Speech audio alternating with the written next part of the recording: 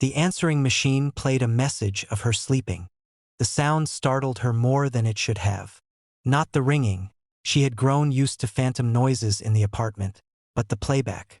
A soft mechanical click, then the low hiss of magnetic tape engaging, like a held breath finally let go. She stood in the doorway of the living room, keys still in her hand, the streetlight outside leaking through the blinds in thin amber bands. The answering machine sat on the side table beside the couch, its small red light blinking patiently. One new message. She hadn't expected any. It was nearly midnight. Everyone she knew who still used her landline respected the hour, or at least pretended to. The tape began. First, she thought it was silence. Not true silence, never that, but the textured quiet of a room at rest. A faint electrical hiss. The low, distant hum of the refrigerator through the wall. The kind of background noise you stop noticing when you live alone long enough. Then she heard the breathing. It was shallow, rhythmic, slightly uneven, as if the sleeper's nose was half blocked. There was a softness to it, intimate and unguarded. The sound of someone whose body had let go of the effort of being observed. Her fingers tightened around her keys. The breathing was hers. She knew it immediately, in the same way you recognize your own voice played back, despite always thinking it sounds wrong. There was the faint hitch on the inhale she'd had since childhood, the barely audible whistle on the exhale when the air passed a narrow place in her sinuses. She had once recorded herself for a sleep study years ago, and the sound now slid under her skin with the same private familiarity. The answering machine whirred on. A soft rustle joined the breathing. Fabric, maybe, sheets shifting. Then a creak, wood on wood, old and complaining. Her gaze lifted slowly, unwillingly, toward the hallway that led to her bedroom. The floorboards there were old. They had voices of their own. She knew exactly which one made that sound. The third board from the doorway, the one she always stepped over at night so it wouldn't betray her movement. On the tape, the creak came again. Closer to the microphone this time. Her mouth had gone dry. She realized she was holding her breath and forced herself to inhale, the air tasting faintly of dust and cold metal. The machine played on, indifferent. In the recording, her breathing stuttered, a half-waking shift. She heard the faintest sound of lips parting, a small unconscious murmur she didn't remember making but somehow recognized anyway. It was intimate in a way that made her feel exposed, as if someone had peeled back the locked doors of her body without permission. The lamp beside the couch was off. The only light came from the kitchen and the street lamp outside, leaving the living room in layered shadow. The answering machine's plastic casing reflected a dim, warped version of her face as she leaned closer, as if pulled by the sound. This isn't possible, she told herself. She had been alone last night. She was always alone. No one had a key but her. The locks were old but reliable. She checked them every night. A small ritual to reassure herself that the boundaries of the apartment still meant something. The tape clicked softly as it reached the end of the first minute. Then, instead of stopping, it continued.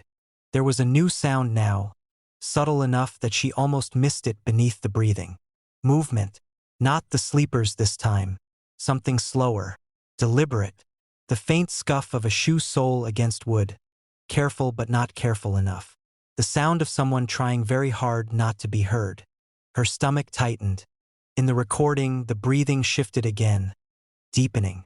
She could picture herself on the bed, turned slightly toward the wall, hair loose across her cheek. She slept on her side. Always had. A low, barely perceptible click sounded on the tape. Her eyes flicked to the answering machine itself. The same click came again in the recording. Plastic against plastic. A button being pressed. Her hand moved without her quite deciding to, hovering over the machine's controls. She didn't press anything. She was afraid that if she did, the fragile thread of sound connecting her to the impossible moment would snap. The breathing continued, steady and unaware. Then a new sound entered the recording, so faint she leaned closer, her ear nearly level with the speaker grill. Another breath. Not hers. It was quieter, controlled. Close to the microphone. So close that she could hear the subtle wetness of lips parting, the careful intake of air through a nose trying not to make noise. The room around her felt suddenly too large, the shadows too deep. Her skin prickled with the sensation of being observed, the old animal awareness that something unseen had turned its attention fully on her. On the tape, the second breathing synced briefly with hers, then deliberately fell out of rhythm. Her heart began to pound. She became acutely aware of the sounds she was making now, the soft thud of blood in her ears, the faint rasp of her own breath, and imagined them imprinting themselves on the walls. The recording shifted again. A whisper of fabric, the mattress creaking under a careful redistribution of weight. No, she thought, a silent plea that pressed against her teeth. I would have woken up. But the tape offered no comfort. A sound like fingers brushing against paper came through the speaker. Slow. Testing. She realized, with a lurch of cold understanding, that she was hearing the edge of her nightstand drawer. The one that sometimes stuck unless you lifted it just right. In the living room, she took an involuntary step backward. Her heel bumped the couch. The sound was loud in the quiet. A betrayal. The recording didn't react. Instead, the second breathing moved closer still, until it was almost all she could hear. Then, very softly, a voice entered the tape. Her voice, not asleep this time. It was a whisper she didn't remember speaking, careful and intimate, so close to the microphone that the syllables brushed against the listener's ear. Are you listening? The recorded voice asked. Her answering machine clicked as the tape reached its end. The hiss cut off abruptly, leaving the living room in a silence that felt carved out, deliberate. For a long moment, she couldn't move. Then the machine's red light stopped blinking. It stayed on, solid. She heard someone breathing on the other end of the phone, someone who knew her name. The phone rang once. Just once, sharp and abrupt, slicing through the quiet of the apartment like something dropped in a dark stairwell. She stood in the kitchen with the refrigerator door open, light spilling over the linoleum, a bottle of water sweating in her hand. For a moment she thought she'd imagined it. The apartment had been playing tricks on her lately. Pipes ticking, the building settling, the low moan of traffic carried up from the street and warped by distance. Then the phone rang again. She closed the refrigerator slowly. The seal made a soft suction sound that seemed far too loud. The clock on the microwave read 12:47 a.m., its green numbers steady and uncaring. No one called her this late. Anyone who might have once had a reason to had learned better or drifted away. The phone was in the living room, on the small table beside the couch. A corded landline. Outdated, people said, but she liked the weight of it, the sense that a physical line anchored her to whoever was on the other end. Something solid. Something traceable. It rang a third time. She wiped her damp hand against her jeans and walked down the narrow hall.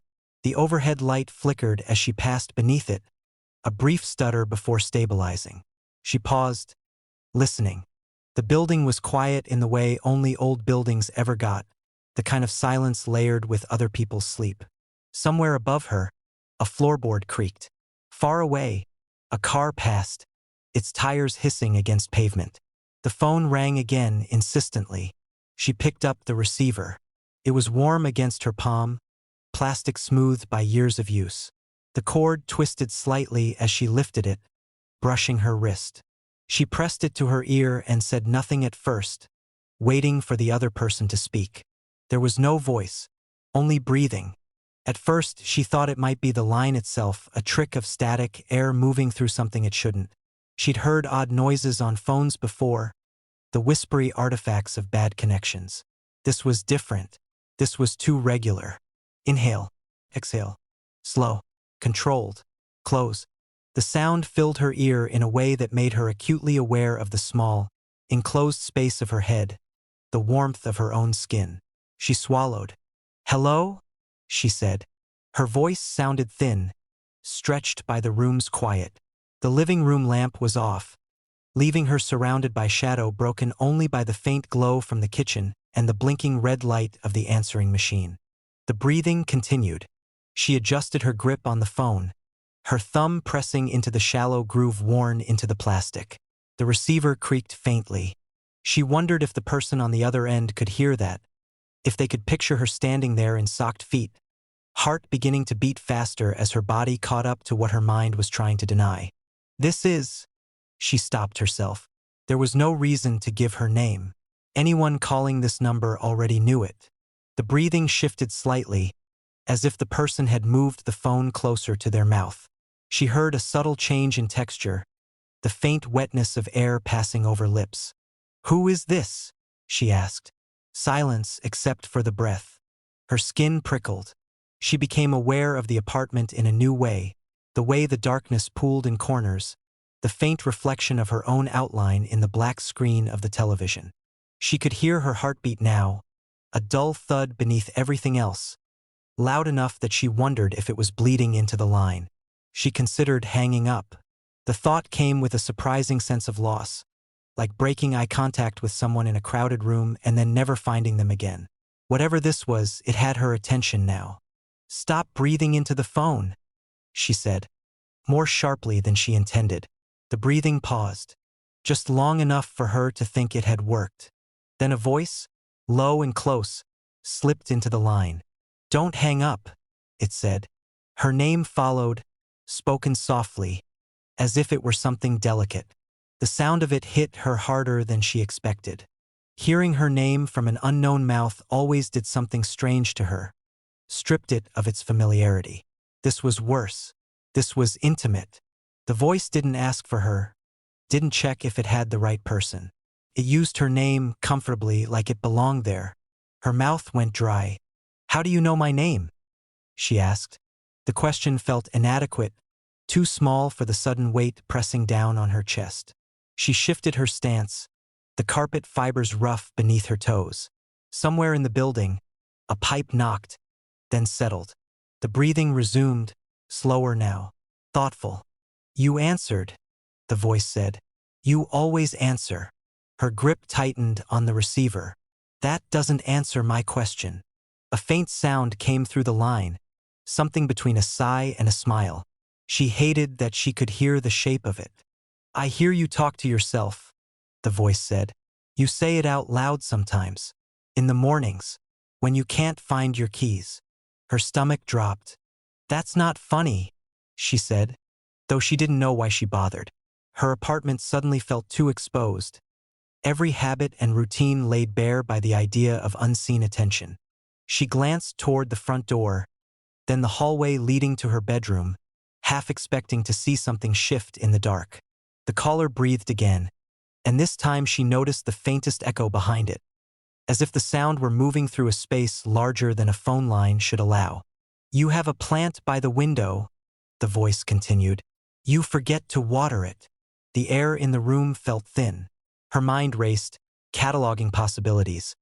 Someone she knew playing a cruel joke, a neighbor who'd watched too closely, someone who'd been inside her apartment when she wasn't home. Each option felt worse than the last. "You're looking at the door now," the voice said gently. She froze. "How do you know that?" she whispered. There was a pause, long enough for her to hear the faint buzz of the overhead light, the distant murmur of a television in another apartment. Long enough for her imagination to fill the gap with shapes and intentions. Then the voice spoke again, closer than before. "Because you always do." Her answering machine clicked softly behind her, resetting itself. The red light blinked once, then steadied. On the phone, the breathing deepened, matching her own. She didn't hang up. She didn't move. And when the voice finally spoke again, it wasn't through the receiver at all.